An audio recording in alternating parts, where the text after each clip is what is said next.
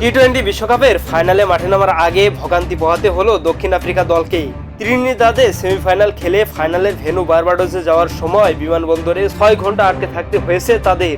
অবশ্য শুধু দক্ষিণ আফ্রিকা দলই নয়, ফাইনালের ম্যাচ রেফারি, আম্পায়ার এবং প্রক্রিয়া খেলোয়াড়দের পরিবারের সদস্যদেরও সেখানে আটকে থাকতে হয়।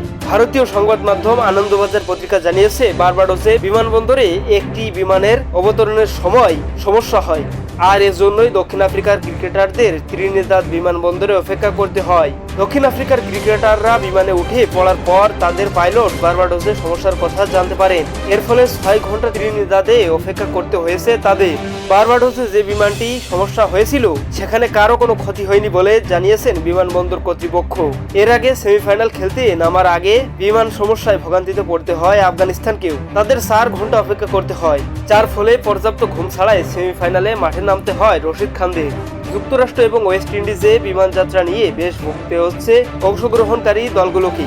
গ্রুপ পর্বে শ্রীলঙ্কাকে ফ্লোরিডা থেকে নিউ ইয়র্ক যাওয়ার পথে বিমান জটিলতায় সারা রাত বিমানবন্দরে কাটাতে হয়েছিল। প্রসঙ্গত, শনিবার 29 জুন টি-20 বিশ্বকাপের ফাইনাল মাঠে গড়াবে বাংলাদেশ সময় রাত 8:30টায়। ব্রিজটাউনের কেনসিটন ওভালে শিরোপার লড়াইয়ে মুখোমুখি হবে দক্ষিণ আফ্রিকা এবং Bharat. ISP news sports desk, Al Jaber.